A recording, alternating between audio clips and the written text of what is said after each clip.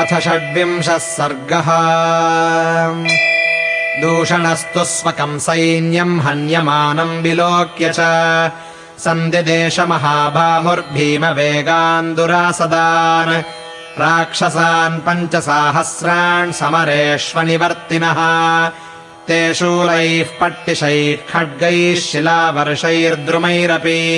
शरवर्षैरविच्छिन्नम् ववर्षुस्तम् समन्ततः। तद्रुमाणाम् शिलानाम् च वर्षम् प्राणहरम् महत् प्रतिजग्राह धर्मात्मा राघवस्तीक्ष्णसायकैः प्रतिगृह्य च तद्वर्षम् निमीलित इवर्षभः। रामः क्रोधम् परम् लेभे वधार्थम् सर्वरक्षसा ततः क्रोधसमाविष्टः प्रदीप्त इव तेजसा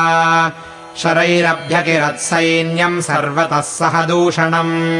ततः सेनापतिः क्रुद्धो दूषणः शत्रुदूषणः शरैरशनिकल्पैस्तम् राघवम् समवारयत्। ततो रामः सुसङ्क्रुद्धः क्षुरेणास्य महद्धनुः चिच्छेदसमरे वीरश्चतुर्भिश्चतुरोहयान् हत्वा चाश्वाञ्छरैस्तीक्ष्णैरर्धचन्द्रेण सारथेः शिरोजहार तद्रक्षस्त्रिभिर्विव्याधवक्षसि सच्छिन्नधन्वा विरथो हताश्वो हतसारथिः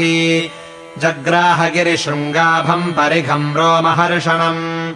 वेष्टितम् काञ्चनैः पट्टैर्देवसैन्याभिमर्दनम् आयसैः शङ्कुभिस्तीक्ष्णैः कीर्णम् परवसोक्षितम् वज्राशनिसमस्पर्शम् परगोपुरदारणम् तम् महोरगसङ्काशम् प्रगृह्य परिघम् रणे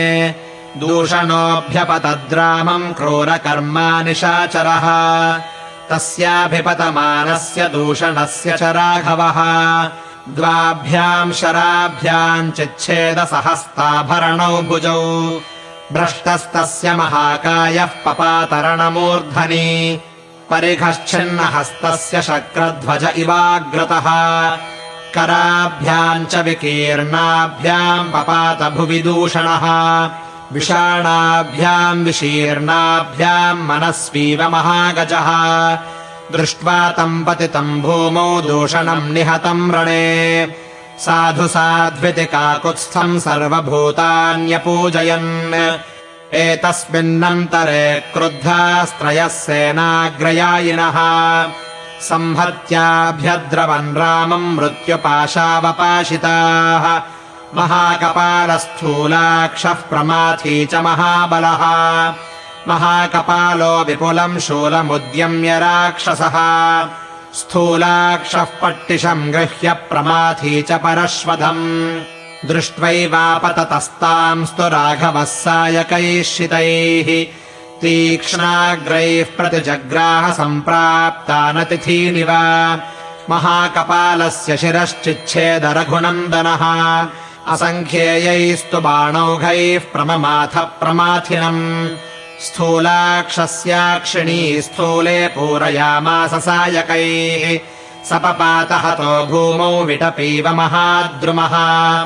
दूषणस्यानुगान् 5,000 कुपितः क्षणात् हत्वा तु 5,000 दूषणम् निहतम् श्रुत्वा तस्य चैव पदानुगान् व्यादिदेशखरः क्रुद्धः सेनाध्यक्षान् महाबलान् अयम् विनिहतः सङ्ख्ये दूषणः सपदानुगः महत्या सेनया सार्धम् युद्ध्वा रामम् कुमानुषम् शस्त्रैर्नानाविधाकारैर्हनध्वम् सर्वराक्षसाः एवमुक्त्वा खरः क्रुद्धो राममेवाभिदुद्रुवे श्येनगामी पृथुग्रीवो यज्ञशत्रुर्विहङ्गमः दुर्जयः करवीराक्षः परुषः कालकार्मुकः हेममाली महामाली सर्पास्यो रुधिराशनः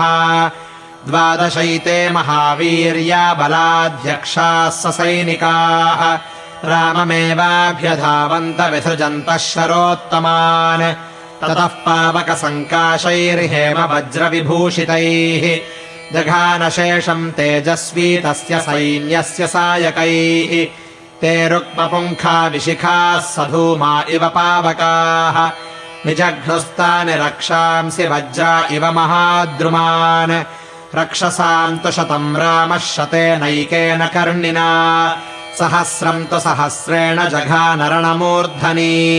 तैर्भिन्नवर्माभरणाश्छिन्न भिन्नशरासनाः निपेतुः शोणिता दिग्धाधरण्याम् रजनीचराः तैर्मुक्तकेशैः समरे पतितैः शोणितोक्षितैः विस्तीर्णा वसुधा कृत्स्ना महावेदिः कुशैरिव तत्क्षणे तु महाघोरम् वनम् निहतराक्षसम् बभूव निरयप्रख्यम् मांसशोणितकर्दमम् 14 सहस्राणि रक्षसाम् भीमकर्मणा हतान्येकेन रामेण मानुषेण पदातिना तस्य सैन्यस्य सर्वस्य खरः शेषो महारथः राक्षसस्त्रिशिराश्चैव रामश्च रिपुसूदनः शेषा हता महावीर्या राक्षसारणमूर्धनि घोरा दुर्विषहाः सर्वे लक्ष्मणस्याग्रजेन ते ततस्तु तद्भीमबलम् महाहवे समीक्ष्य रामेण हतम् बलीयसा